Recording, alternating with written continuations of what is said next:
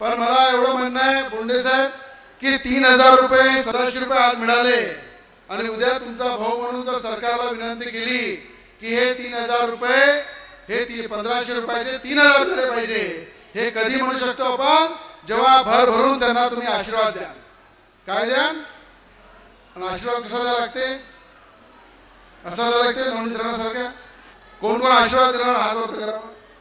ज्यांनी आशीर्वाद दिला नाही तर मी तुमचा भाऊ आहे ते 1500 रुपये खात्यातून वापस घेऊन घेईन.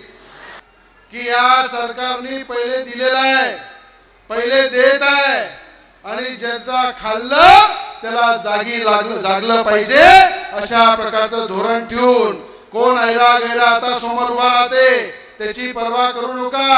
जो आपल्या सोबत उभा आहे त्याच्या सोबत आपण उभं राहा बसलेले आहे. जिथपर्यंत या बहिणींचा आशीर्वाद नाही या पाठीशी रवीनाच्या केसाला कोणी धक्का लावू शकत नाही. ही ताकद मला माहित आहे. म्हणून आज मी आपला राखीच्या निमित्त आपला सगळ्यांचा आशीर्वाद घेण्यासाठी आलेला आहे आणि मला विश्वास आहे की सगळ्या महिलांच्या खात्यामध्ये 17 तारखेला 3000 रुपये टाकले जाईल आणि जवळपास 25,000 पेक्षा जास्त या एक महिन्यामध्ये आपण सगळ्या गोरगरिबांच्या डोळ्यांचा चेकअपचा कॅम्प ठेवला होता. 25,000 पेक्षा डॉक्टर साहेब आपण डोळ्यांच्या चष्मे मोफत वाटले, कॅम्प मोफत होता आणि मोत्या बिंदूचे कमीत कमी 700 ते 800 ऑपरेशन सुद्धा आपण करून दिले.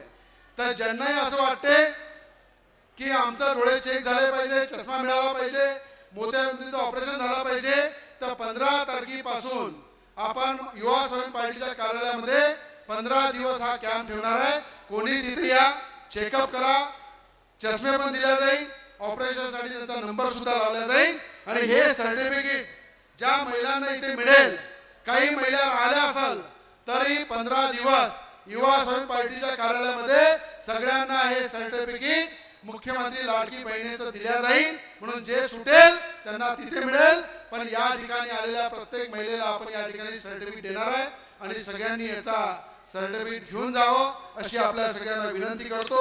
आणि या ठिकाणी सगळ्यांना मनापासून बाकीच्या योजना डॉक्टर साहेब समजून सांगतील.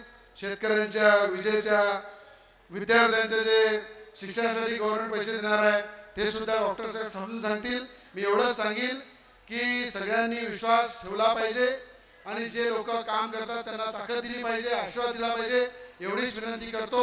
जय हिंद, जय महाराष्ट्र, जय स्वाभिमान.